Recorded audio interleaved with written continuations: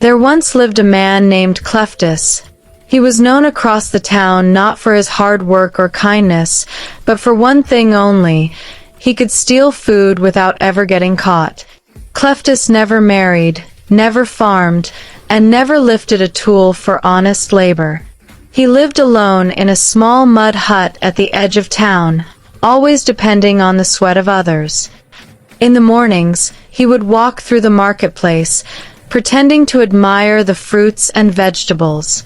When sellers turned to attend to other customers, his long fingers would sweep roasted plantains, pieces of yam, or slices of bread into his old leather bag. By the time anyone noticed, Cleftus was already whistling his way down another street. At night, he would sneak into people's kitchens. Many families thought rats were the culprits when their food disappeared, but no rat could lift an entire pot of soup. Only Cleftus could. One afternoon, a young couple was celebrating their wedding. It was the biggest event the town had seen that year. Music, laughter, dancing, and tables filled with food. Cleftus arrived too, dressed neatly as though invited. He blended among the guests, clapping and smiling. When everyone began to dance, Cleftus saw his chance. He slipped into the bride's room where the envelope box, filled with money gifts, was kept. Swiftly, he emptied half of the envelopes into his coat and disappeared into the crowd. Moments later, the bride went to check the money and screamed.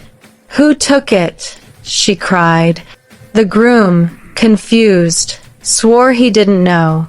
But the guests whispered, the families argued, and before the sun set, the bride pointed at her husband. "You took it! You wanted to run away with it!" she yelled. And that was how the wedding ended that same day. Cleftus had destroyed a marriage before it even began, yet he was already far away, eating wedding rice in his hut and laughing at his cleverness. The unfinished porridge. But one day, things changed. Cleftus was hungry, so hungry that his stomach growled like thunder. He walked around the town hoping to see something to steal. That was when he saw an old woman cooking porridge outside her small clay house. The pot steamed over a wood fire, the smell thick and sweet. He hid behind a mango tree, waiting. After a few minutes, the old woman went inside to fetch salt. That was all Cleftus needed.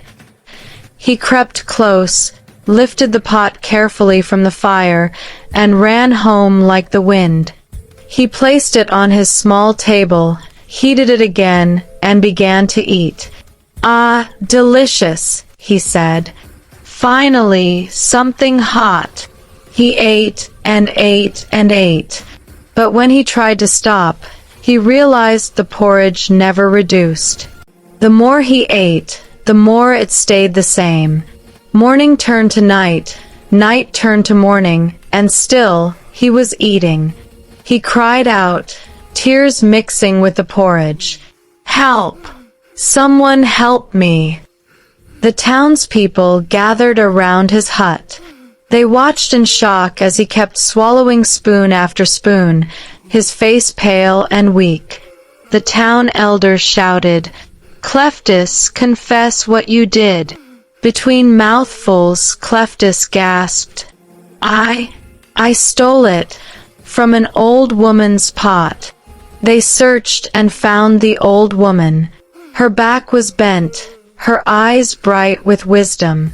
When they begged her to end the curse, she only smiled and said softly, "Let him eat for a few more days.